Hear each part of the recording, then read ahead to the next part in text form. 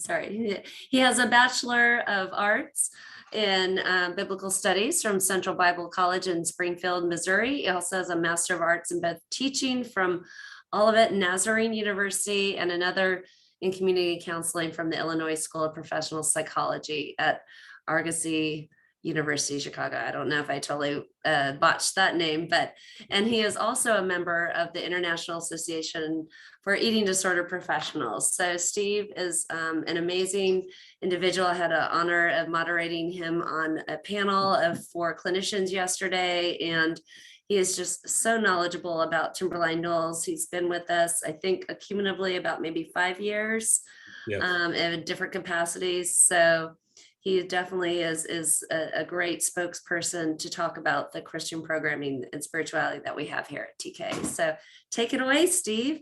All right. And thank you so much, Eric. I'm so grateful to have the opportunity to share and to talk. Just as Diane was saying, I coordinate the Grace program.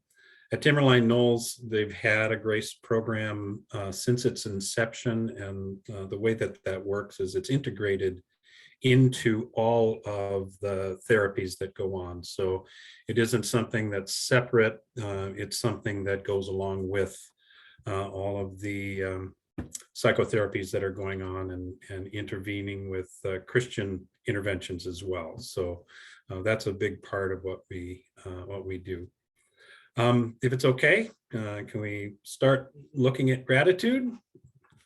All right, give me an opportunity here to share my screen. Give me just a minute. While he's getting that configured, we are recording this and putting it on our Facebook page, Facebook Live. So if you want to share this with your colleagues, we're going to have this on YouTube and on our website. And so I know this is going to be great information. Let's see. I see your screen here.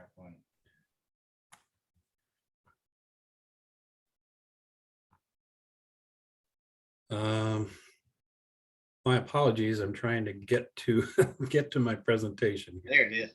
There it is. All right. And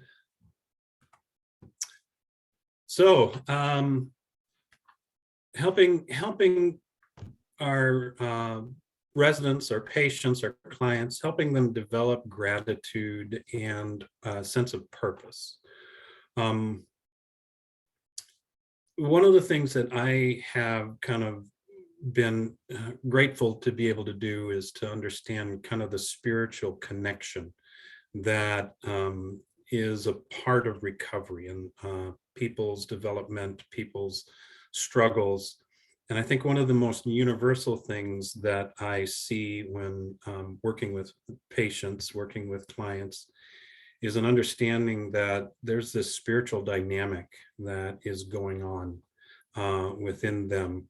And, you know, at the most basic level, it's this understanding that we begin from a place of kind of self-oriented, the me, very egocentric. And as we begin to develop along our lifetime in our spiritual development, with our connections with God, with our higher power, maturity along that line moves us toward more altruistic behavior, right? So egocentrism is the basis. That's where we begin. And as we grow spiritually, we enter into more and more altruistic behavior. In the Christian faith, this is about moving away from the self and toward Christ, right? The archetypes in scripture that we think about, the devil and Jesus, right? They represent these two extremes. The devil only thinks about himself, and Christ thinks about us and loves us. And so he is that example of altruism, and being like Christ is moving toward that ideal in our lives. When I am only thinking about myself, my life often feels pretty purposeless. when I'm struggling with my internal hurt, my pain, and so forth. I'm only thinking about myself. When I begin to organize my behavior around values, the values that we find in scripture, the values that people can identify as how I want to interact with the world, I began to gain a sense of purpose. So through that, when I begin to experience purposeful living, we begin in that place of egocentrism and purposelessness, which means that my life really has a lack of meaning. And what I want to move toward is to gain a sense of meaning, to recognize that my life has meaning, that it means something. So that's the kind of the underlying paradigm that I kind of come at this, recognizing that the spiritual connection is about helping the people that I work with move from that place where their pain or their struggle keeps them focused on themselves, which makes it difficult to function in a sense of purpose and really doesn't give their life meaning, into a place where they can begin to add value to the world, add their value to the world, and feel that they have value. And as such, creating a sense of purpose for themselves and causing them to experience a sense of meaning. All right. So the ultimate goal, what's the ultimate? The ultimate goal in this, as we kind of look at it in that perspective, is helping someone feel like they have a purpose. Developing purpose, developing meaning, kind of that fulfillment in life. When we think of altruism, what we're actually saying is, this is how I express my purpose in life. These are the things that I do as I'm organizing my behavior around my values.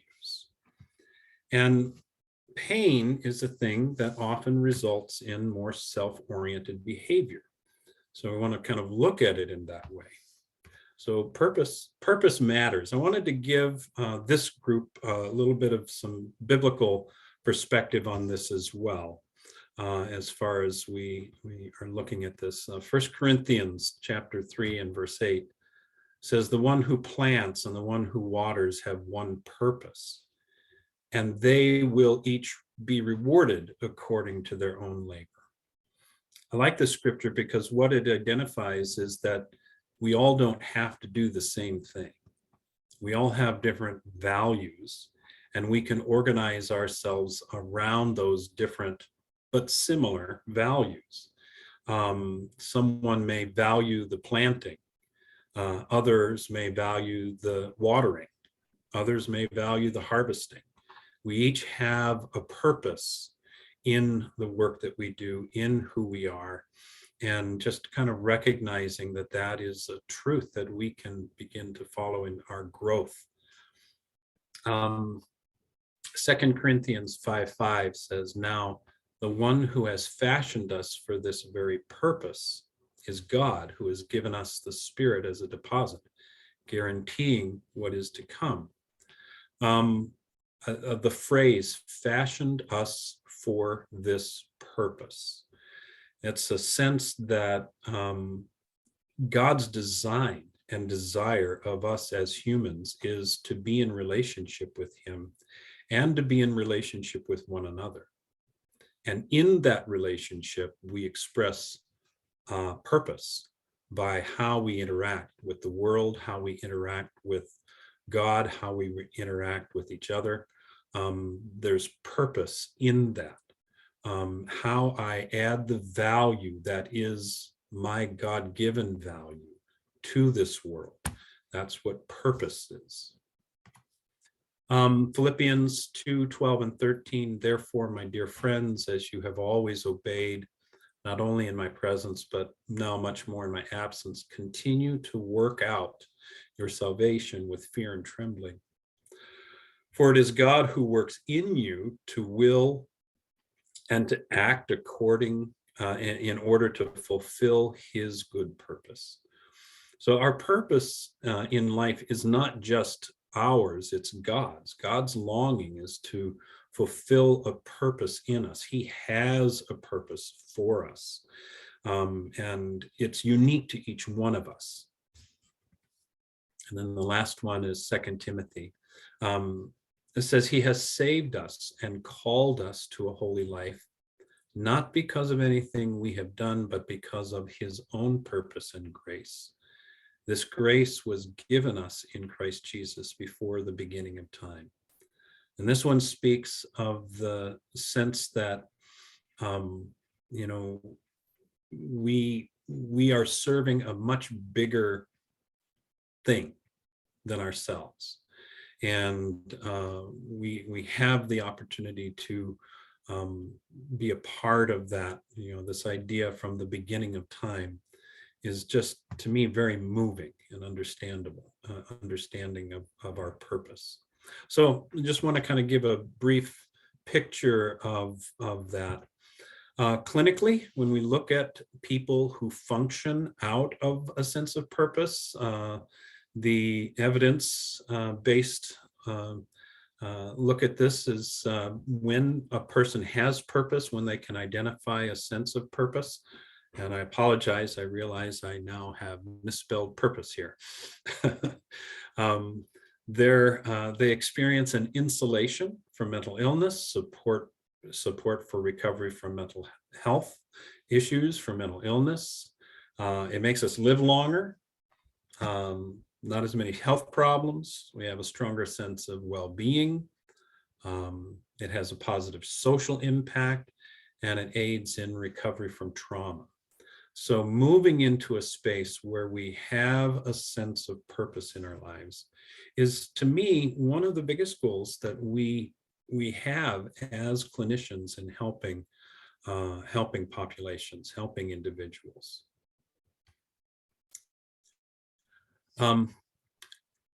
Putting it all together, just this idea, if a person can be helped to develop and understand their reason for being in relation to their pain and suffering, they can develop the capacity to manage their distress more effectively and experience a higher satisfaction in life.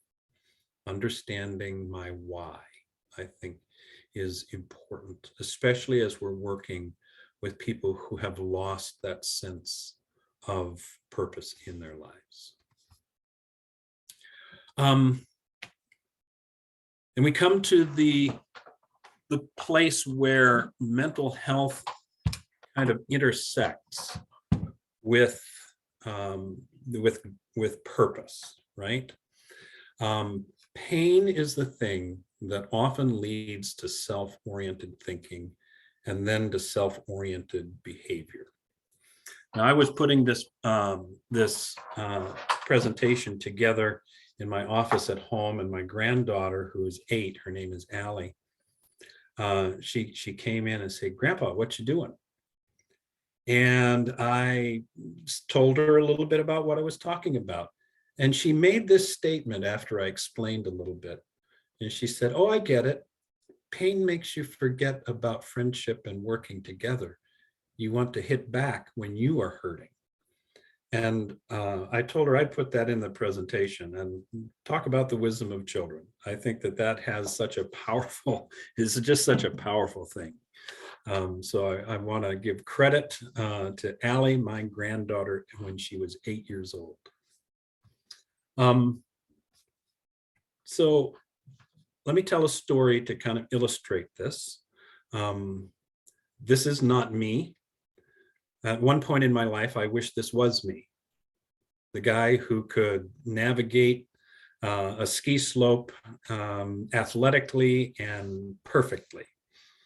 When I was 30, I went skiing with some friends of mine. And my goal was to become a better skier, because I wasn't even quite intermediate. And so I had set my goal of that day going snow skiing to be able to navigate the Mogul Hill. And I tried really hard, and I wanted all day. I was going down that hill trying to figure it out. And what would happen is I'd hit one hill and then fall down. And maybe I'd hit one hill and head toward the other and then stumble again and fall down. And I could never figure out how to get my knees underneath me and my legs in the right position and my body weight moved in the right position to be able to manage that and kind of flow down those bumps up and down, up and down. Well, at the end of the evening, we had been most of the day on the hill. It had gotten dark, the lights were on, and they were about to close the park when I told my friend, I'm going to do one more run. I'm going to hop on that lift. I'm going to do one more run, and I'm determined that I'm going to do this. So I got on the ski lift and I headed up to the mountain, and I jumped off at the Mogul Hill, and I got myself tucked in the right position, and I hit that first mogul, and I was still standing up, and there was a little bit of thrill about that. I hit the second mogul, I was still standing up. I was just so excited.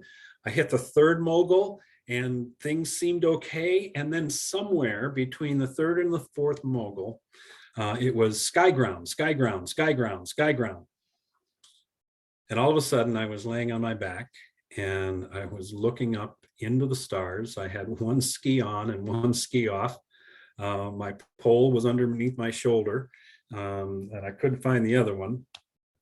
And I was just a little bit in shock, and I took a deep breath and took assessment of my body parts to make sure everything was at least attached.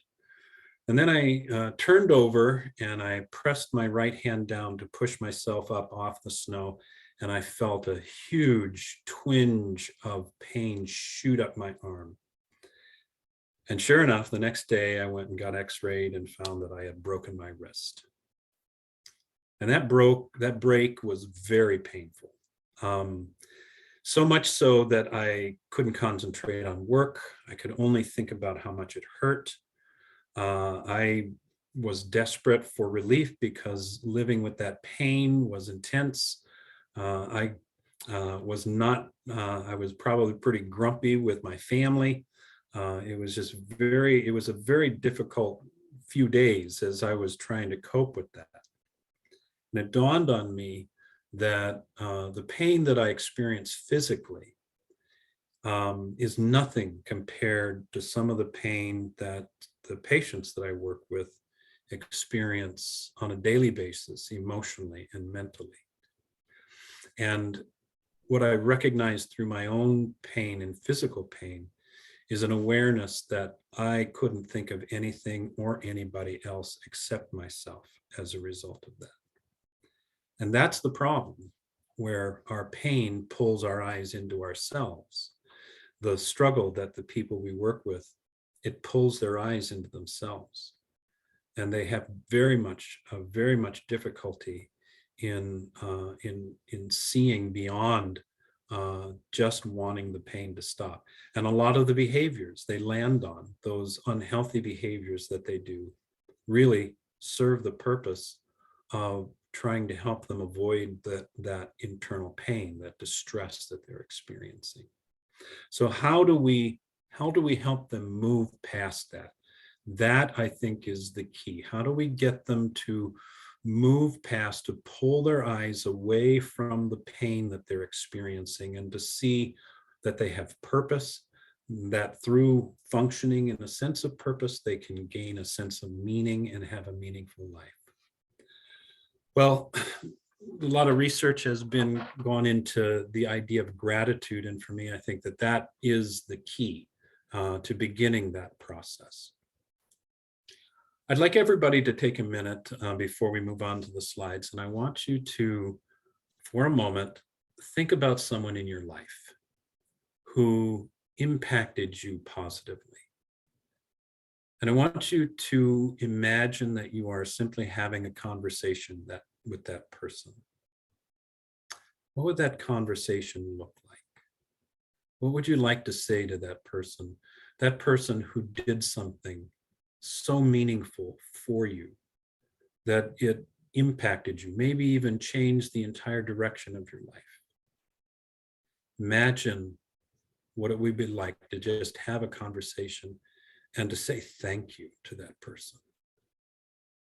Now hold on to that thought for a moment. Notice what you're experiencing internally as you think about who that is. What do you notice in your body? Do you notice a warmth? Do you notice something happening? Some sense of well-being that is impacting you right now?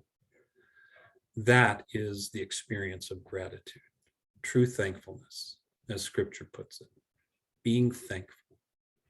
And I believe that gratitude has a powerful impact in our lives, can have a powerful impact in our lives in moving us along this process. So let's talk a little bit about that. Some of the research, I don't know if any of you have read Robert Emmons and McCullough, their idea of gratitude as a moral affect. The research, I think, is really moving for me because it's interesting how just experiencing gratitude can impact us. So the way that they define it, it is a positive emotion that promotes altruistic behavior and a response to a benefactor who benefits the recipient at cost to self without expectation of reciprocity, right? So gratitude is a moral affect. Now, as a moral affect, it has these other moral impacts in our life. Feeling gratitude is a moral barometer. The sense that you had, those of you who thought about that person that impacted you, the feeling, that feeling is the sense, the actual sensation of being grateful. And that is what we'll term a moral barometer. It gives us a clue. Oh, I'm feeling grateful right now. Gratitude acts as this indicator for a person who has received benefits. So it's a moral barometer. It is a moral motivator. Gratitude motivates us to benefit others altruistically. As you think about that person I asked you to think about, is there a part of you who maybe today or maybe before has said, I want to be like that person. I want to be able to give of myself in that way. And those are, that's the moral motivation that comes from experiencing a sense of gratitude. When I think of being grateful to God for what Christ has done in my life, that motivates me. It motivates me to, again, be more like Christ. And so when we're looking at this from that spiritual perspective, from that faith perspective, people in my life who have impacted me, I want to be like them, right? One of the things that gratitude also does is it helps a person decode what they value. So as you were thinking about that person who benefited you, I want you to now come up with a short list of 3 or 4 adjectives to describe that person. What virtue comes to mind when you think about that person? How would you describe that person? What is the way that you see that benefited you the most and what you're most grateful for about their behavior, what they did, what they said, how they impacted you? Now take those words and recognize that these are the things I value in the person that I'm grateful for, which in essence is the things that I value. So do I value the fact that this person was was non-judgmental toward me. Well, what that means, if that means something to me, that means that I value non-judgmental behavior, that unconditional positive regard. Was the person I was thinking of kind to me? Well, if that person was kind and that's what impacted me, then I value kindness. Now, once I identify those things, then I ask the question, how am I organizing my behavior around kindness, or around non-judgmental, or around that unconditional positive regard, or around humor? Well, whatever it is that really strikes me as a thing I'm grateful for, how do I organize my behavior around those things? And so those are some ways that we can kind of, first of all, decode our own values, but also kind of understand the impact, the push that being grateful gives us to move in the direction of actually living purposefully. And then the last one is that gratitude's a moral reinforcer. When someone I impact is grateful toward me and says that, that actually motivates me to continue to move along that place of altruism, of being the gratitude that comes my way, that I experience, pushes me to further engage in altruistic behavior and in kindness and in love and all of those things. So that's the mechanism I see that helps us begin to gain a sense of purpose in our lives. When I experience gratitude, and you'll notice gratitude's benefits are very closely aligned with purpose, the benefits of purpose as well. The benefits of gratitude means I can become more focused on others. Altruism becomes more likely in my life. I have a stronger sense of well-being. I gain a stronger sense of hope. My satisfaction in life increases. I experience improved physical health and better relationships. Emmons wrote, so gratitude seems to broaden people's modes of thinking as they creatively consider a wide array of actions that might benefit others. Right. Here's a video that kind of explains this in a little bit of a different way and reinforces this. And he has a British accent, so it's easier to listen to. Research shows that adopting an attitude of gratitude, simply expressing appreciation and being more thankful, can measurably improve your overall well-being. For example, studies prove that gratitude can increase happiness, reduce depression, and strengthen resiliency.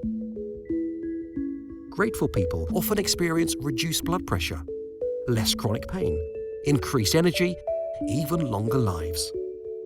People who purposefully express more gratitude report higher self-esteem than those who don't, and they're more likely to help others, a pro-social behavior also linked to greater happiness. People who capture grateful thoughts before bed sleep better than those who don't. Why so many positive changes? Because gratitude actually rewires our brains, kickstarting the production of dopamine and serotonin. Like antidepressants, these feel-good neurotransmitters activate the bliss center of the brain, creating feelings of happiness and contentment. This appears to be self-perpetuating. Research suggests that with regular practice, you'll train your prefrontal cortex to better appreciate and retain positive experiences and thoughts, and to deflect the negative ones. Here are a few simple ways to deliberately cultivate that attitude of gratitude. Celebrate minor accomplishments. Think about what you have rather than dwelling on what you don't. Tell the people in your life something you appreciate about them. Tell yourself too. Volunteer, hold a door for a stranger, or simply smile more, and you'll probably feel better, as kindness and giving are connected to gratitude. Similar positive brain changes can occur from regular meditation and mindfulness. Keep a daily gratitude journal using an old-fashioned notebook or a high-tech app. The science is clear. Give gratitude a go. You'll be thankful you did. All right.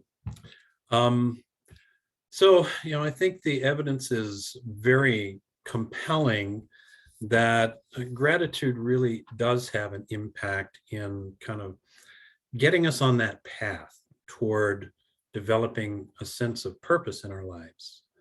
And when you think about our relationship with God, we begin that connection with God through the gratitude we feel for the sacrifice of Christ. And just that really, I think, is what sets us on that path to growing in our Christian faith as well. This understanding of gratitude and what we're grateful for and who we're grateful for. As I'm working with my patients, I have developed a number of interventions. Not many of them are unique to me, but I've kind of gathered them together. And so I wanted to share some of these with you so that you can also help those that you're helping kind of grow in that sense of gratitude and kind of help get them in that place where their eyes can be pulled a little bit further away from their own pain and toward a recognition of their own value and how to add that value to the world. So the first one is, we call it count your blessings. And basically what you want to do is to have the client you're working with narrate an event from the past in which this person experienced positive emotions, right? Begin to kind of help them understand that there were things that happened that impacted me positively, and even have them access that to be able to experience that emotion. An exercise that I have done with residents has been to have them remember a time in their life that they were laughing so hard that their stomach hurt and they were in tears, and then have them describe that experience to me. And as they do, the thing that you notice immediately is that they enter into that space and they start laughing again, and they start thinking about that moment, and the emotion that they experience shifts from what they were experiencing previously. And then helping them be grateful that they had that experience and what that was like. So re-narrating, narrating an event from the past. Another one is this idea of a gratitude journal. Having client write about someone or something that they're grateful for every day. Now, I know many of us have probably employed a gratitude journal. The one caveat that I would add to that is helping them, first of all, understand that the goal in creating these journal entries isn't necessarily to put on paper good things that have happened, but in putting them on paper, that they begin to experience what Emmons talked about as the moral barometer, the sensation, the actual physical sensation of experiencing, because that's the indicator that the neurotransmitters are being released into the brain, and the impact of gratitude on well-being is beginning to be felt. So allowing them to understand, or helping them understand that creating the journal, not just perfunctorily writing something that is an assignment, but actually allowing themselves to sit with and intentionally experience the feeling of gratitude as they write it. That's really the goal, and helping them understand that that is what actually brings the benefit. So gratitude journal. Another one is a gratitude visit. We did the first part of this at the opening of our session, having that person write about a person who was very influential in their lives and have them call and read it to that person. I think that gratitude visit has a is very powerfully moving. I'm going to show another video and it describes this very thing. I will say that there is an expletive deleted in here. It is deleted, but I think this video is very, very powerful in kind of describing how impactful this can be. So let's look at this. Shut up. What? Wait. Oh, he's gonna be so embarrassed.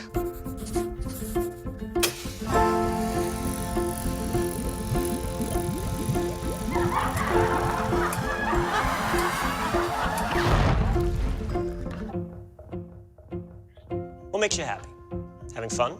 Hanging out with friends? Delicious food? Making money? Well, consider this.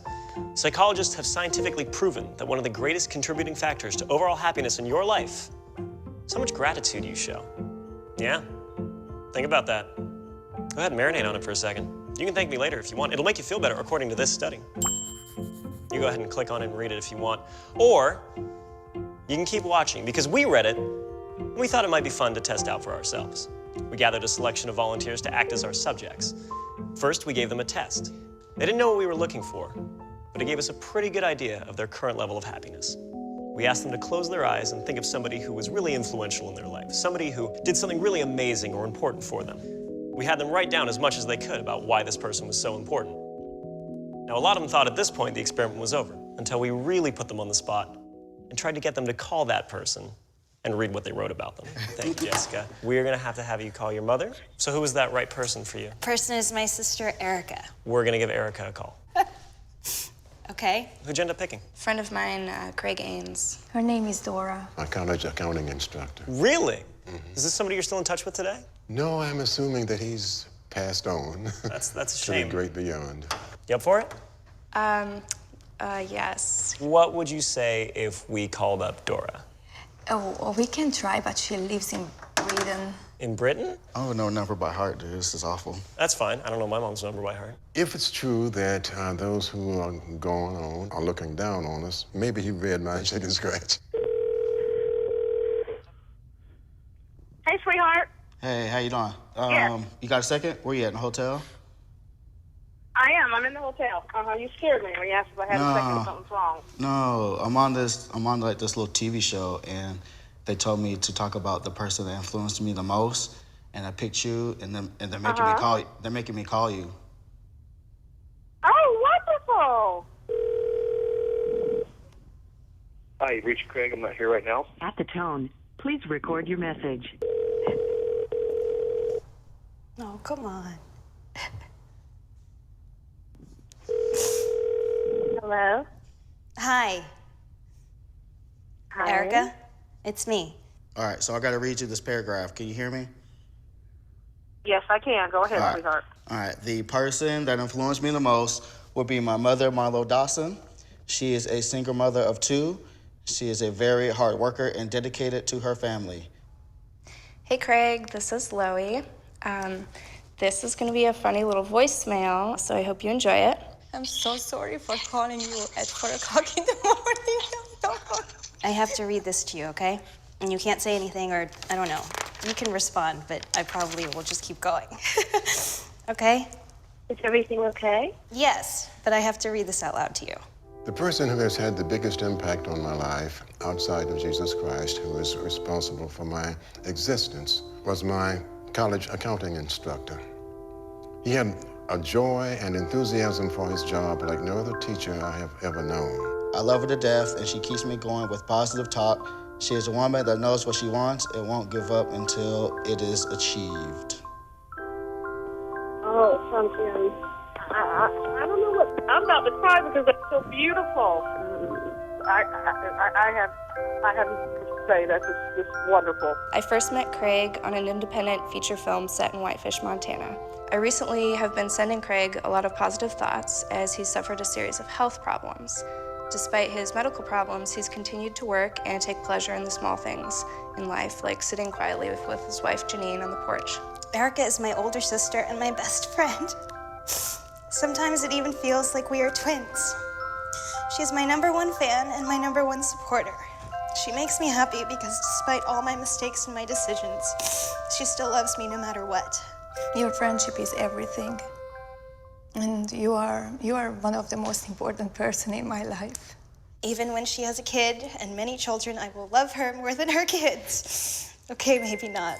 I will never forget when she flew 3,000 miles at the drop of a phone call to save me from a breakup. I'm being blessed by having a son like you. I love you. Bye.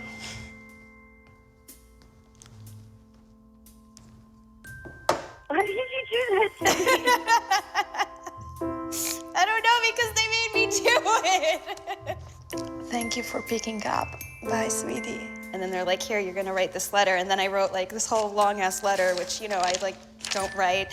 And then all of a sudden they're like, hey, guess what? Now we're gonna call her and you're gonna read her this letter. And I was like, what the f?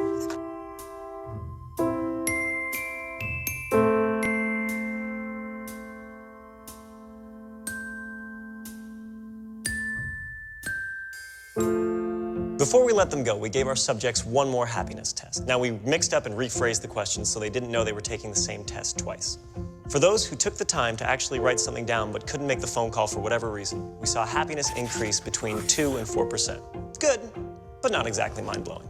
Now, for those who actually picked up the phone and personally expressed their gratitude, we saw increases between 4 and 19%. So either way, expressing your gratitude will make you a happier person. But you want to know something really interesting?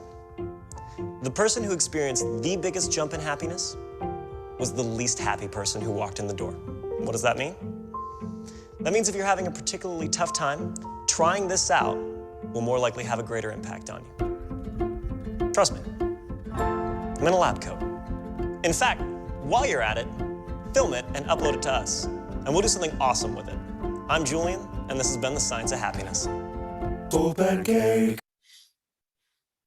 So, thank you for tolerating that. I get emotional when I see that every time. I think it's a very powerful reminder of how we can be grateful and what gratitude actually does for us. Another intervention we can engage in is grateful reframing. Having a client process a positive outcome from a difficult situation. Now, I say this to recognize also that sometimes it takes time to kind of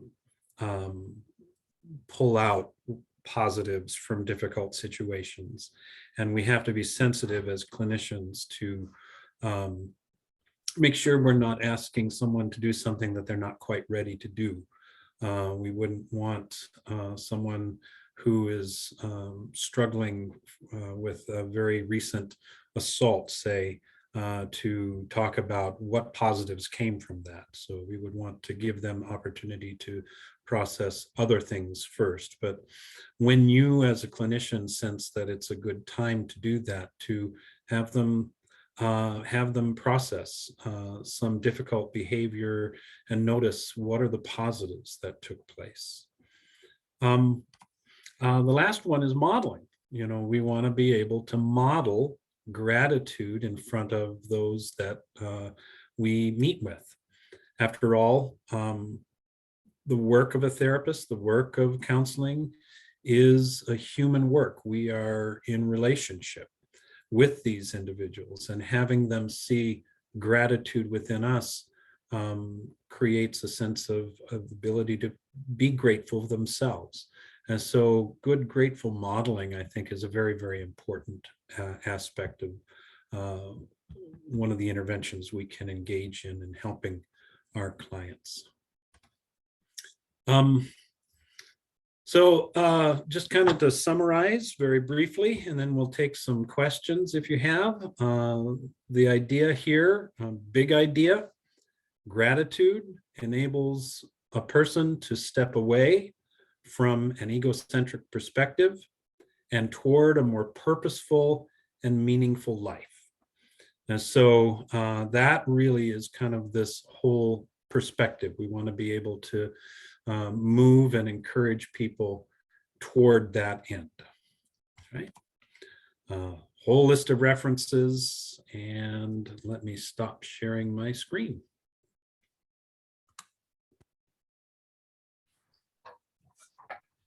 Awesome. Great presentation. I'm very grateful for that.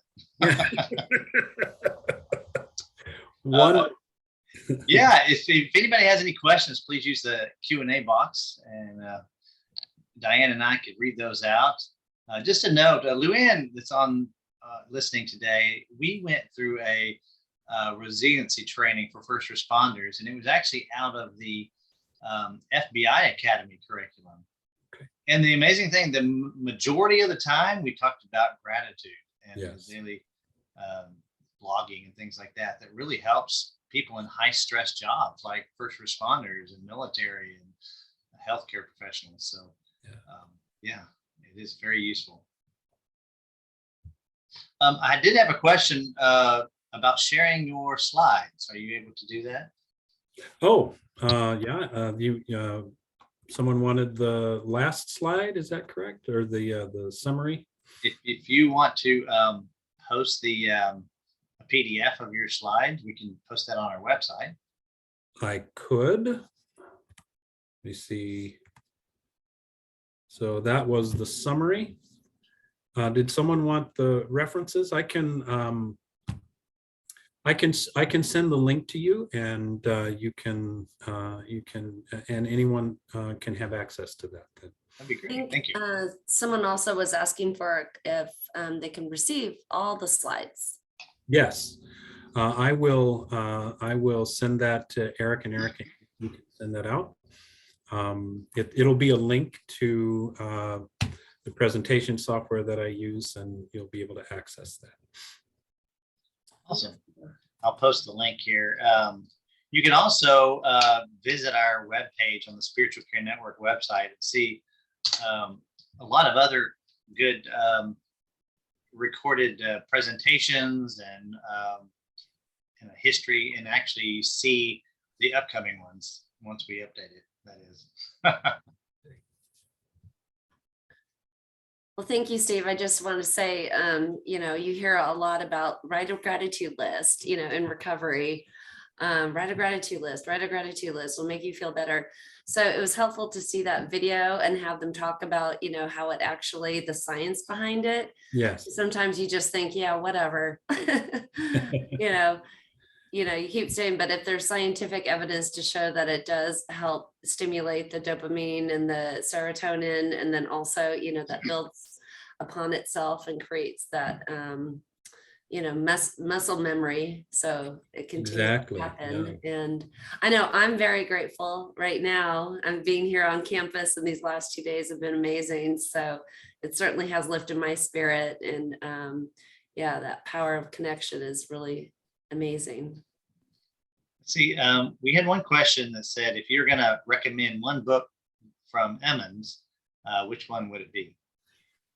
I don't know the name of it. It's the one that he wrote that really kind of encapsulates gratitude. Let me look it up real quick.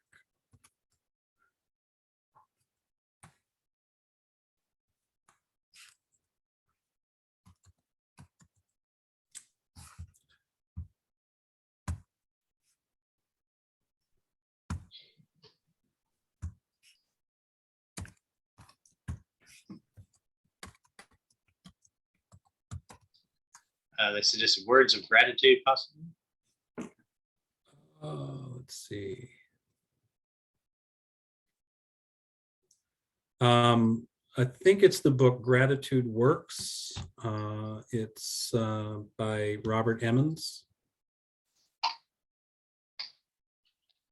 Thank you. Okay. Awesome. He has a number of books. So this is a Christian psychologist who has done a lot of research around this area, and a lot of definitive good research around gratitude. So just to point out, next month on July 15th, we have therapist Sarah Shelton, and her topic is going to be the journey of coming home, moving from disconnection to connection. I think that's a great segue because gratitude definitely helps you connect with people. Absolutely, yeah. So look for that. We're going to be sending out information on how you could register for that one soon. There's great information on our Facebook pages, and there's a Facebook page for the Spiritual Care Network, and there's different groups for whatever area you're in. We do have a DFW group and a Houston group that is pretty wide. It includes the whole area. And so those are great resources for finding, different types of therapy or treatment centers or sharing events. So I invite you to join those groups. Okay, yeah, thank you for that, Robert Emmons. All righty. Well, if we don't have any more questions, I guess that concludes our webinar for today. Thank you, Diane, for joining us, and Stephen. Yeah. And we appreciate Timberline Knolls. Thank you. We appreciate the Spiritual Care Network. All righty. You'll have a blessed weekend. Thank you. Bye-bye. Bye-bye.